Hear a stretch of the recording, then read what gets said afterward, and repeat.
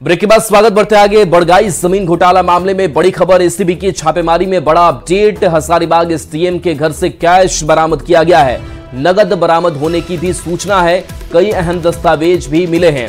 मनोज और शैलेश के पास से ये बरामदगी की गई है। दोनों बड़गाई अंचल के पूर्व सीओ हैं। ईडी ने दोनों को गवाह बनाया है। मनोज और शैलेश ईडी के गवाह हैं। लैंड स्कैम मामले में ईडी के ये दोनों गवाह हैं। तो कई अहम दस्तावेज मिले हैं। मनोज और शैलेश के पास से ये बरामदगी की गई है। तो लैंड स्कैम मामले में यह बड़ी कार्रवाई, बड़ा अपडेट।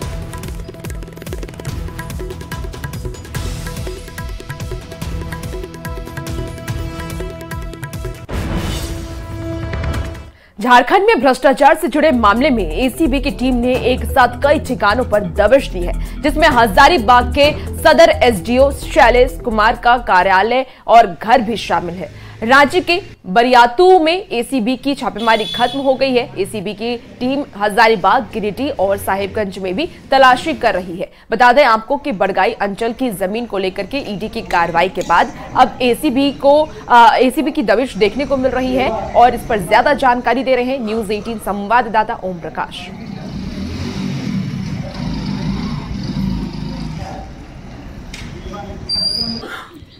तो हजारीबाग से आपको बता दें, आपको रांची से ये बड़ी खबर है, जहां पर चाईबासा में भी एसीबी की बड़ी कार्रवाई हुई है। बरियातू में एसीबी की छापेमारी खत्म हो गई है और दो तस्वीरें भी आपको दिखा रहे हैं। बड़गाई अंचल की जमीन को लेकर के ये एक्शन लिया गया है। झारखंड में कई जिलों में एसीबी की दबिश लगातार जारी है। एसीबी की तरफ से छापेमारी की जा रही है। हजारीबाग के सदर एसडीओ पर भी शिकंजा कसा है।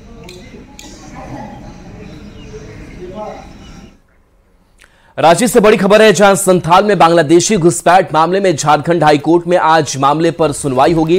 सैयद दनियाल दानिश की याचिका पर सुनवाई होगी। झारखंड सरकार शपथ पत्र दाखिल कर चुकी है। झारखंड सरकार के शपथ ने घुसपैठ शून्य बताया गया है। गलत तथ्य मिलने पर अवमानना का मामला होगा। केंद्र की ओर से शपथ पत्र जमा करने की बात कही गई है। पिछली सुनवाई में सॉलिसिटर जनरल ने अपना पक्ष रखा था।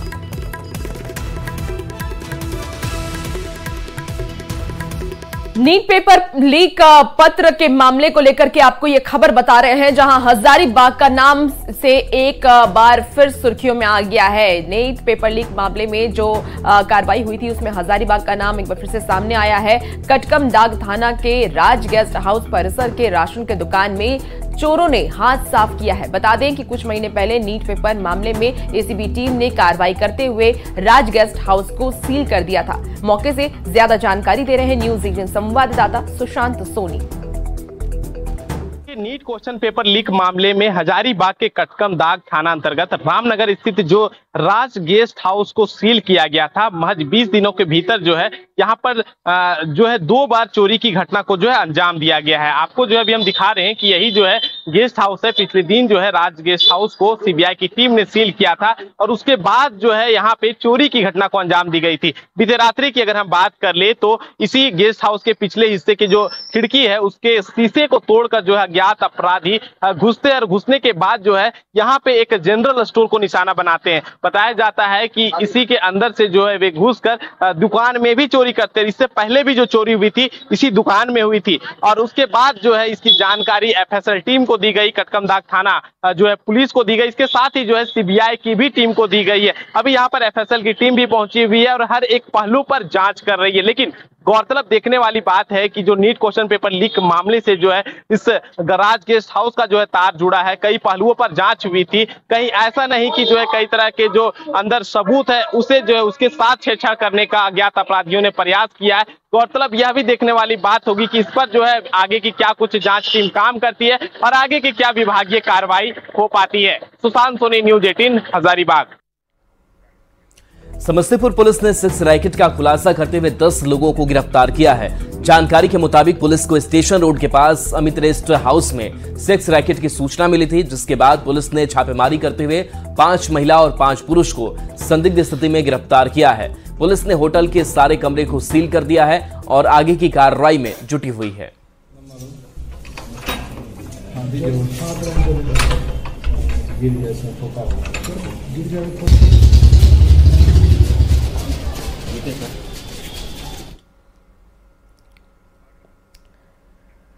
और इसी बीच राज्य से बड़ी खबर सामने आ रही है। बढ़ते यौन उत्पीड़न मामले में हाई कोर्ट में सुनवाई हुई है। मामले को लेकर के झारखंड हाई कोर्ट गंभीर नजर आ रहा है। नगर विकास विभाग के एसजी को पेश होने का निर्देश भी दिया गया।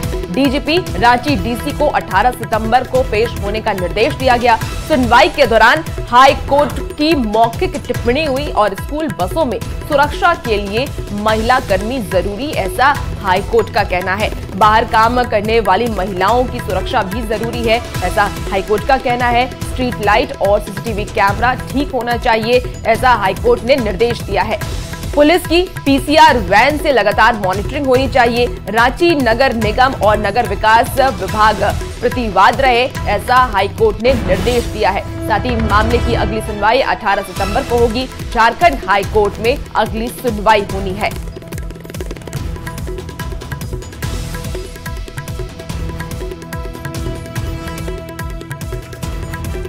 रांची के बीआईटी मेसरा के रुक्का डैम के पास से बिजली गिरने से 4 युवकों का शव बरामद हुआ है।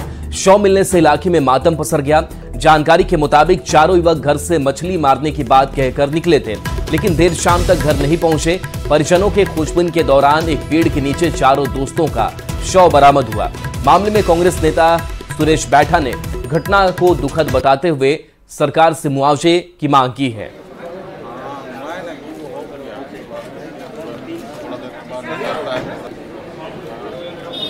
तो देखिए, पेड़ के नीचे दोस्तों का शव मिला। ये तस्वीर आपको दिखा रहे हैं, यही वो मृतक हैं जिनका शव मिला है। बताया जा रहा है कि मछली मारने के लिए ये युवक गए थे और बीआईटी मेसरा के रुक्का डैम पर यह घटना हुई, जहां पर ठनका गिरा और ठनका गिरने से इनकी मौत हो गई।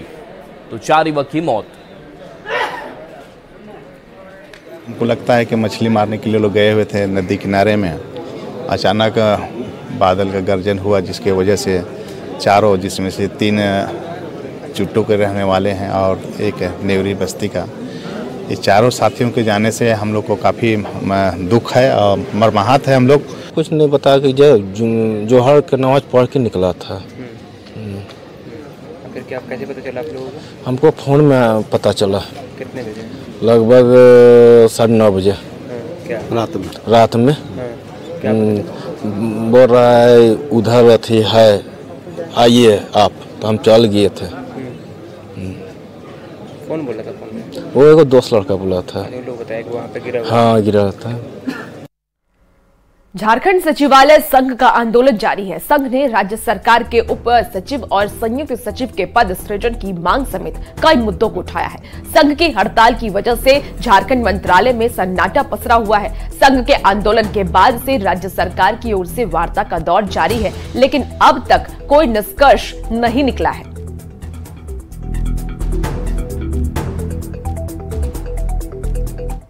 हम लोग अभी सामूहिक अवकाश पर हैं। अगर हम लोग पर लोड आएगी तो हम लोग जो है प्रत्येक दिन जो है रात 8 बजे तक काम करके भी हम लोग जो है सरकार के प्रति सकारात्मक हैं।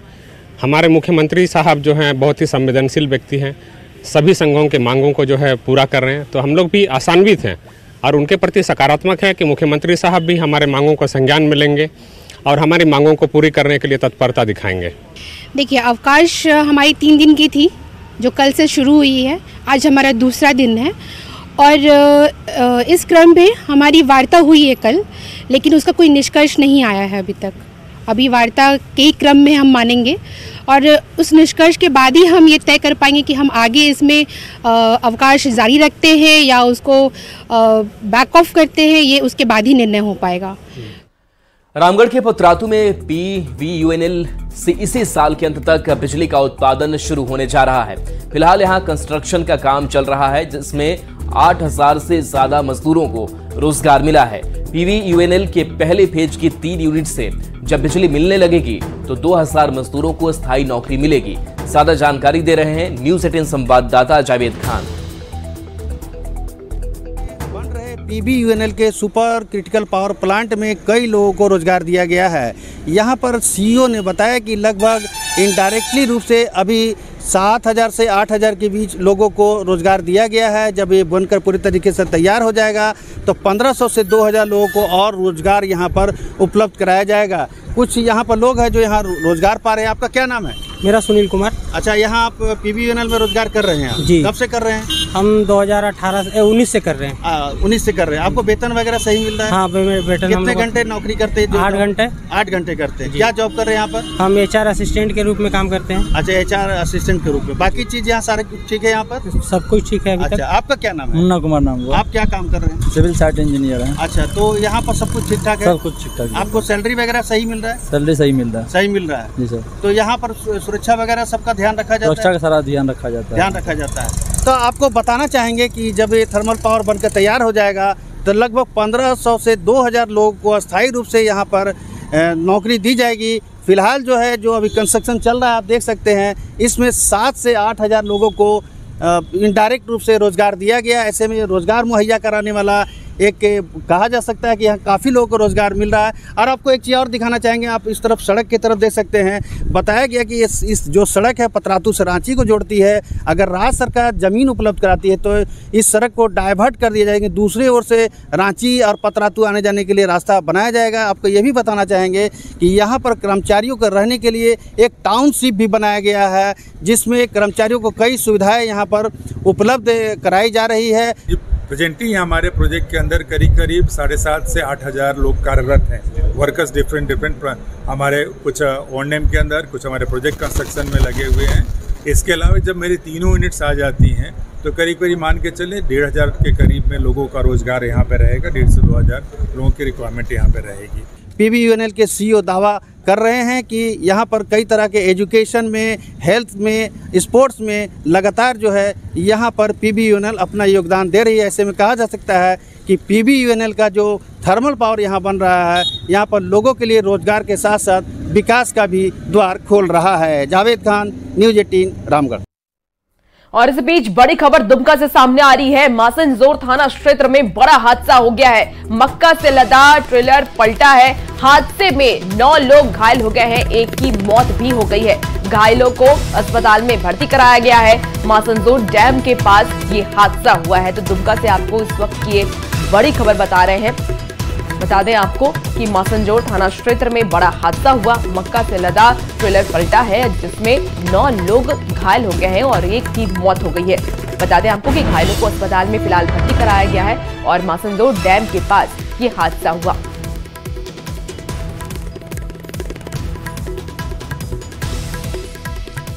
बड़ी खबर धनबाद से, जहां कापासारा में बंद माइंस में अवैध रूप से कोयला निकालने के दौरान भूधसान की घटना हुई है, जिसमें 4 से 5 मजदूरों के दबने की आशंका जताई गई है। घटना की सूचना पर प्रशासनिक अधिकारी मौके पर पहुंचे। घटनास्थल का निरीक्षण के बाद अधिकारियों ने किसी के दबे होने की आशंका से इनकार किया है। सूत्रों के मुताबिक खबर है कि इस घटना में 2 मजदूर घायल हुए हैं, जिन्हें बाइक पर बैठाकर अस्पताल ले जाया गया है। फिलहाल किन परिस्थितियों में ECL के बंद खदान से कोयला का अवैध खनन हो रहा था, इसकी जांच कराई जा रही है। कितना में भूधसान हुआ है उसको भी हम लोग आकलन कर रहे हैं और उसके बाद हम लोग आगे हमारे पदाधिकारियों को इसका सूचना देंगे हम।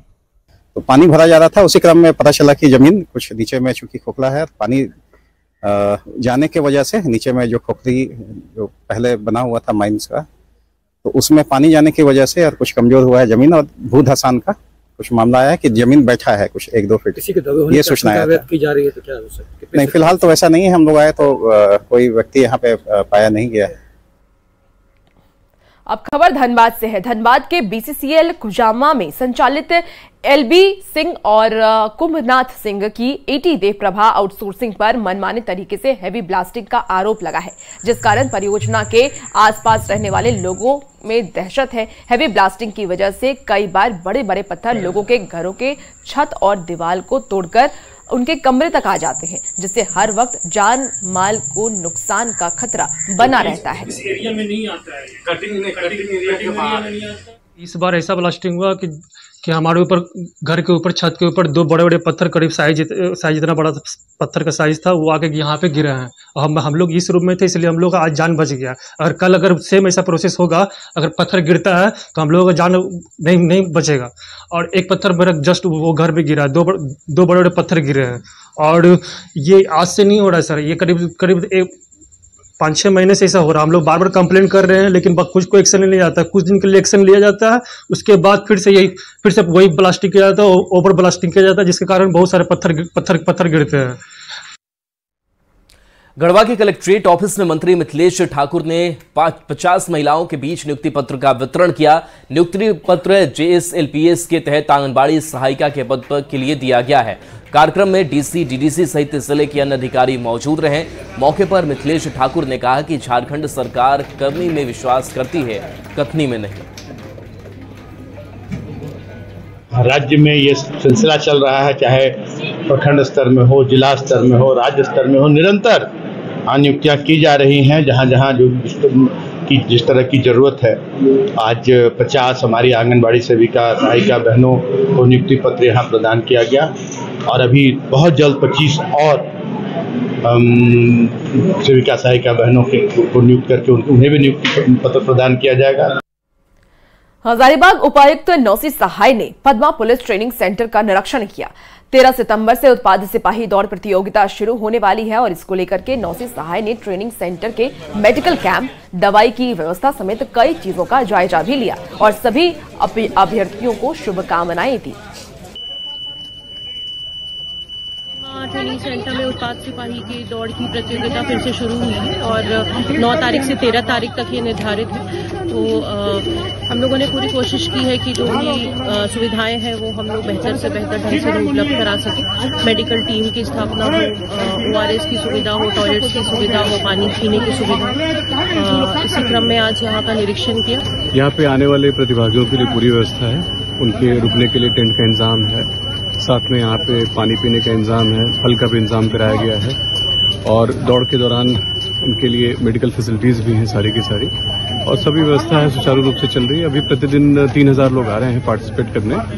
3000 लोगों का नॉमिनेशन है। और हेमंत सरकार योजनाओं को जनता तक पहुंचाने के लिए आपकी योजना आपकी सरकार कार्यक्रम चला रही है, लेकिन धनबाद के गोविंदपुर प्रखंड के गोरगा गांव में आदिवासी ग्रामीण आज भी सरकारी योजना से वंचित हैं और आदिवासी ग्रामीण मानवाधिकार कार्यकर्ता से मदद की गुहार लगा रहे हैं। कुछ नहीं मिलता है, मेरा हस्बैंड नहीं है, 2 बच्चा है, एक छोटा वाला विकलांग है, ना विधवा पेंशन मिलता है, ना ये कुछ नहीं मिलता है। कुछ नहीं मिला, कॉलोनी भी नहीं मिला है और अभी 1000 रुपया देता है, वो भी नहीं मिला है, वो भी अभी तक नहीं मिला। तो इसलिए आवेदन दिया होंगे? नहीं तो हम लोग खाली कॉलोनी मिला है, आप कुछ नहीं मिला। कुछ नहीं मिला, वृद्धा पेंशन, विधवा पेंशन कुछ नहीं। इसके लिए आप लोग शिकायत किए? नहीं की, आप लोग कोई जानकारी नहीं। हमको सरकार तरफ से जैसे अगवा से लिखाए थे वो भी नहीं मिला। कितना आदमी पेंशन लिखाया, पेंशन नहीं मिला। आपको पेंशन मिलता है? नहीं मिलता है। नहीं मिलता है, मेरा परिवार नहीं मिलता है। अभी मैया योजना चल रहा है, आपके परिवार या आपको नहीं मिला है। 90% आदिवासी समाज से वंचित है अबो आवास से। वृद्धा पेंशन, अबो आवास या मान लीजिए जो भी आते हैं मुर्गी पालन, बकरी पालन, बहुत सारे लोगों को नहीं मिला है। अभी तक जो भी सरकारी योजनाएं हैं, जैसे वृद्धा पेंशन हुआ, विधवा पेंशन हुआ, अगवा योजना हुआ, ये जो समस्याएं हैं, ये सब समस्याएं कोई लाभ नहीं ले पाया, न मिल पाया। खबर रामगढ़ से है, जहां झारखंड सरकार की आपकी योजना आपकी सरकार आपके द्वार कार्यक्रम का असर दिख रहा है। कार्यक्रम में जन कल्याणकारी योजनाओं के लिए ग्रामीणों की भीड़ जुट रही है और इसके तहत सभी का ऑनलाइन आवेदन जमा किया गया। ज्यादा जानकारी दे रहे न्यूज 18 संवाददाता जावेद खान। की योजना आपकी सरकार आपके द्वार कार्यक्रम को लेकर के आज हम पहुंचे हैं मांडू विधानसभा क्षेत्र के इंदिरा में। अब देख सकते हैं यहाँ पर कई महिलाएं, पुरुष जो हैं सरकार के द्वारा चलाए जा रहे विभिन्न योजनाओं का लाभ लेने के लिए यहाँ भारी मात्रा में पहुंचे हुए हैं। हम सीधे कुछ महिलाओं से सीधे बात करेंगे। क्या योजना आपका लाभ लेने लोग आ रही है ज़्यादा? वृद्धा हो गया, मैया योजना हो गया, अबो आवास हो गया, सब तरह का योजना मिल रहा है। आपका द्वार आपके सरकार जब पंचायत लेवल में मिल रहा है अबू आवास जी। तो आपका अबू आवास अभी नहीं मिला है? मिला हमको, लेकिन फिर भराना है दादी तो सरकार का जो योजना है, ये जो आपके द्वारा योजना है, ये सफल है जी? इससे लाभ मिल रहा है ग्रामीण जी को? मिल रहा है। क्या चीज का फॉर्म भरवा रहे हैं? वृद्धा पेंशन भरा रहे हैं, अबू आवास भरा रहे हैं सर। अच्छा। और पशुपालन का समाधान हो रहा है यहाँ पर? समाधान अभी जमा कर रहे हैं, ऑनलाइन हो रहा है। कुछ ग्रामीणों का कहना है कि इसका फायदा है, कुछ ग्रामीण जो है कहना है कि फॉर्म भर दिए, देखिए मिलता है या नहीं मिलता है। ऐसे में कहा जा सकता है कि हेमंत सरकार का जो आपकी योजना, आपकी सरकार, आपके द्वारा कार्यक्रम है, फिलहाल जो है गांव स्तर पर उसको लेकर के ग्रामीणों में उत्साह देखा जा रहा है। जावेद खान, न्यूज़ 18 रामगढ़। खबर साहिबगंज से, जहां सदर अस्पताल में समय पर इलाज नहीं होने से मलेरिया से पीड़ित एक बच्ची की मौत हो गई। कहा जा रहा है कि मंडरो प्रखंड के सिमरिया गांव में 6 साल की बच्ची कई दिनों से मलेरिया से पीड़ित थी। गांव में सड़क नहीं है, इसकी वजह से काफी दूर पैदल चलकर बच्ची के पिता सदर अस्पताल पहुंचे थे, जहां 2 से 3 घंटे तक गोद में बच्ची को लेकर ओपीडी से इमरजेंसी तक भटकते रहे, लेकिन कहीं भी कोई डॉक्टर इलाज के लिए नहीं मिला। परिजनों का आरोप है कि अस्पताल के स्टाफ उसे इधर से उधर भटकाते रहे और इलाज नहीं हो पाया। इलाज के लिए पिता की गोद में ही बच्ची ने दम तोड़ दिया। से लेके गए, इसके बाद अस्पताल पहुंचे तो अस्पताल में डॉक्टर कहाँ नहीं गच्चा था, कभी उधर जाओ कभी उधर जाओ, इसीलिए उधर तड़पा रहता। डॉक्टर नहीं मिल रहा था? डॉक्टर कहीं नहीं मिला था। कब ले कितना देर रहे वहाँ पर जो डॉक्टर नहीं मिला? इधर 2-3 घंटा रहे थे। 2-3 घंटा रहे? हाँ लगभग 2-3 घंटा तक डॉक्टर नहीं मिला? डॉक्टर नहीं मिले थे। डॉक्टर नहीं मिला, इसके बाद गोदी में ही मतलब? हाँ गोदी में डेथ हो गया था। गोदी में डेथ हो गया। हाँ। और फिलहाल इस बुलेटिन में इतना ही। खबरों का सिलसिला न्यूज़ 18 बिहार झारखंड पर जारी है।